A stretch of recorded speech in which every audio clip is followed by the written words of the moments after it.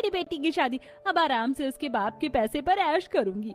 अब ये सारा पैसा मेरा। तभी वहां पर दिव्यांशी आती है, जिसकी आहट सुन सुषमा पैसों को ड्रेसिंग टेबल के अंदर रख देती है। माँ माँ, मैं आज बहुत खुश हूँ। कौन कहता है कि सौतेली माँ बच्चों को प्यार नहीं करती? क्योंकि आप तो मुझे बहुत प्यार करती हो, तभी तो इतना अमीर और इतना पैसे वाला ससुराल ढूंढा है आपने मेरे लिए। अब कुछ दिन बाद दिव्यांशी की शादी हो जाती है। दिव्यांशी का उसके ससुराल में गृह प्रवेश हो रहा है। आओ बहू रानी, घर के अंदर आओ। अगले दिन सुबह दिव्यांशी अपनी पहली रसोई का खाना बनाकर अपने पूरे ससुराल वालों को खिलाती है। दिव्यांशी, खाना तो तुमने बहुत ही लजीज बनाया है, लेकिन ये सब तुम्हें करने की कोई जरूरत नहीं थी। घर में काफी नौकर हैं जो घर का सारा काम बहुत आराम से संभाल लेते हैं।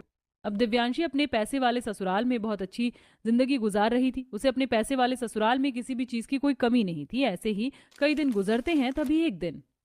बहुत दिन हो गए हैं सुषमा, तुम्हें नहीं लगता कि हमें एक बार दिव्यांशी के ससुराल जाकर उससे मिलना चाहिए? इस बुढ़े को भी ना पानी की तरह बस पैसा बहाना आता है, और फालतू में अपनी बेटी के यहाँ जाएगा और ना जाने कितने पैसे उस पर उड़ा देगा। हाँ हाँ, सोच तो मैं अभी रही थी कई दिनों से कि अपनी बेटी से मिल लूं। अब सुषमा और रामवीर दिव्यांशी के ससुराल पहुंचते हैं। दिव्यांशी दरवाजा खोलती है। मम्मी पापा, आप यहाँ? बहुत अच्छा सरप्राइज दिया है आपने, चलिए अंदर आ जाइए। अब सुषमा जैसे ही घर के अंदर घुसती है कि दिव्यांशी के आलिशान ससुराल को देखकर सुषमा की आंखें फटी की फटी रह जाती हैं। वाह बेटी, इतना आलिशान घर! मजे मजे में तो मेरी बेटी को लगता है कुछ ज्यादा ही पैसे वाला ससुराल मिल गया है। तभी सुषमा की नजर हर्ष पर जाती है, जहां हर्ष नौकरों को ढेर सारे नोटों की गड्डी दे रहा था। ये रखो तुम लोग, ये तुम्हारे महीने की तनख्वाह ही समझो। हर्ष सर, ये पैसे तो हमारी तनख्वाह से बहुत ज्यादा है, लेकिन हमें थोड़े पैसों की और जरूरत थी। तभी हर्ष अपनी पॉकेट से कुछ और पैसों को निकालता और नौकरों के हाथ में देता है। बाप रे, यहाँ तो बस बात बात पर पैसों की बारिश हो रही है। अब कुछ देर बाद डाइनिंग टेबल पर घर के नौकर तरह तरह के एक्सपेंसिव पकवान डाइनिंग टेबल पर सर्व करते हैं।